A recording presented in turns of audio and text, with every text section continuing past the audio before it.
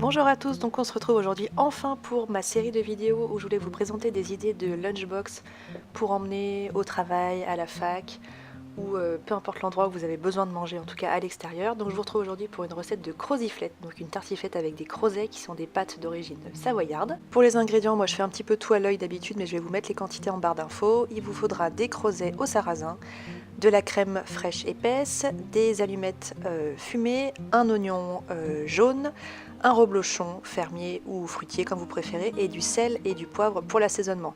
Donc je vous mets vraiment des quantités bien précises en barre d'infos si ça peut vous aider.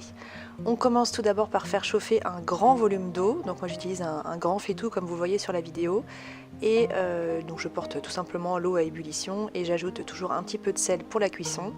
Une fois que l'eau bout, on ajoute les crozets, donc il faut bien respecter le temps qui est écrit sur le paquet que vous achetez, donc moi c'était 15 minutes. Donc voilà, on lance tout de suite la cuisson pour 15 minutes et j'en profite pour faire préchauffer mon four à 190 degrés sur chaleur tournante. Ensuite c'est l'étape de l'épluchage de l'oignon. Donc attention aux personnes qui comme moi ont les yeux sensibles et qui ont tendance à pleurer. Donc je vous ai conseillé, comme je vous disais, un oignon jaune. Moi je trouve que c'est le plus adapté pour la recette, mais je pense que vous pouvez faire à peu près avec ce que vous avez dans vos tiroirs. Alors je crois qu'il existe plein de méthodes pour ne pas pleurer lorsqu'on épluche les oignons, mais j'ai toujours un peu la flemme de les mettre en pratique au quotidien, donc je finis toujours par me retrouver avec du mascara jusqu'aux genoux. Donc voilà, je vous laisse faire avec vos techniques. Je sais qu'il y a des gens qui mettent un masque, qui mettent une allumette dans la bouche, qui boivent un verre d'eau, je sais pas trop, mais j'ai jamais vraiment la patience de faire ça. Dans une sauteuse, je fais revenir les lardons. Donc moi je prends toujours des allumettes fumées, je trouve que c'est ce qu'il y a de meilleur. Donc il faut les faire revenir à feu assez vif pour qu'ils perdent un petit peu en gras. Je ne vous ai pas montré, il y a un moment quand même où j'enlève un petit peu le gras des lardons. Et puis ensuite, il faut ajouter l'oignon en fait pour le faire rissoler et puis pour le colorer un petit peu dans les lardons. C'est ce qui va donner le plus de saveur à la recette. Donc voilà, ça dure quelques minutes. L'idéal, c'est vraiment de bien se caler sur la cuisson des crozets pour ne pas avoir de temps creux, pour que vous puissiez vraiment passer à la suite de la recette et donc à l'assemblage de tous les éléments. Donc une fois que les crozets sont cuits, je les égoutte tout simplement dans une passoire. Et ensuite, dans mon mélange oignon plus allumettes fumées, j'ajoute la crème épaisse. Et voilà, ça, il ne faut pas le faire cuire pendant très longtemps, c'est vraiment juste le temps que tout se mélange correctement, mais ce n'est pas nécessaire de faire cuire ce mélange. Ensuite, dans un plat à gratin, je viens disposer les crozets, j'ai failli en foutre à peu près partout, et je rajoute le mélange crème, lardon et oignon par-dessus, puis ensuite je mélange très grossièrement à la cuillère.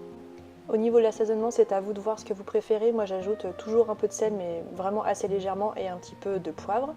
Et ensuite, on passe au reblochon. Alors là, il y a un peu deux écoles. Il y a ceux qui y vont assez généreusement, qui auraient peut-être mis un reblochon et demi sur une recette comme la mienne. Moi, je fais un petit peu à l'œil, mais en général, je mets 3/4 de reblochon. Ça me permet toujours de regarder un petit peu à côté pour déguster avec un morceau de pain au moment du repas. Pensez bien à enlever la pastille de cire qui est sur le reblochon, ça n'est pas comestible et je sais qu'il y a des gens qui l'oublient. Et ensuite, moi en fait, je découpe le reblochon en deux dans le sens de la longueur. Ça me permet d'utiliser moins de fromage et donc d'avoir une recette un tout petit peu, je dis bien un tout petit peu moins riche, parce que c'est vraiment pas une recette diététique comme vous l'avez compris.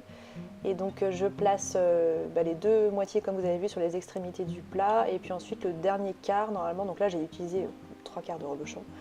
Le dernier quart, je le répartis au milieu et donc toujours la croûte vers le haut pour que ça croustille un maximum et puis que ça soit le plus goûteux une fois que ça sera cuit. Et ensuite, on met au four donc, qui avait préchauffé à 190 degrés pendant, j'ai mis 20 minutes, mais c'est vraiment à vous de voir en fonction de votre four, mais en tout cas, une vingtaine de minutes suffit.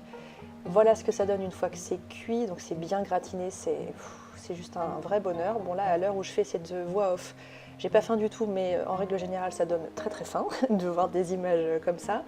Et ensuite vient le moment de tout transvaser dans un récipient qui puisse être transporté à l'extérieur. Donc ça, c'est une boîte de la marque Mon Bento que je possède depuis très peu de temps, mais en fait je possède déjà des articles de cette marque que j'aime beaucoup et donc la marque m'a fait parvenir celle-ci récemment, donc j'ai même pu choisir la couleur, j'adore ce petit vert menthe, je trouve ça juste canon. Et donc c'est vraiment un principe de boîte à bento à la japonaise avec plusieurs étages en fonction de ce que vous voulez mettre à l'intérieur. Donc dans l'étage le plus haut, je mets la croziflette. Bien sûr, idéalement, j'aurais fait refroidir le tout, mais j'avais pas le temps de faire autrement pour cette vidéo. Et dans l'étage du bas, comme disait ma grand-mère, un petit peu de verdure quand même, ça fait pas de mal. Donc j'ai mis de la salade, donc c'est de la feuille de chêne de mémoire que je place donc dans le réceptacle, du bas. Donc ça me permet de ne faire chauffer que l'une des deux parties sans emporter deux boîtes. Et ensuite il suffit de fermer le tout avec l'élastique qui est fourni avec. Et puis j'ai des petits contenants en plastique comme ça que j'achète dans mon supermarché et donc ça me permet de partir avec ma vinaigrette. Donc celle-ci c'est celle à l'huile de sésame et au soja de chez Maille que j'aime beaucoup. Donc j'ai plus qu'à mettre ma vinaigrette, mon bento dans mon sac isotherme. Je l'ai depuis très longtemps celui-ci, je pense pas que vous puissiez encore le trouver. Et puis en dessert, on va rester sur quelque chose de saison avec des clémentines. Voilà, on est en plein dans la saison et puis avec un plat riche comme ça, c'est pas nécessaire d'emmener beaucoup plus pour son repas. Et voici donc qui clôture cette première vidéo de cette nouvelle catégorie. J'espère sincèrement que la vidéo vous a plu et qu'elle a pu être informative. Je vous donne rendez-vous donc en barre d'infos pour les quantités exactes et je vous donne quant à moi rendez-vous pour les prochaines saisons pour de nouvelles recettes de plats à emporter, un peu sous forme de lunchbox. A très bientôt!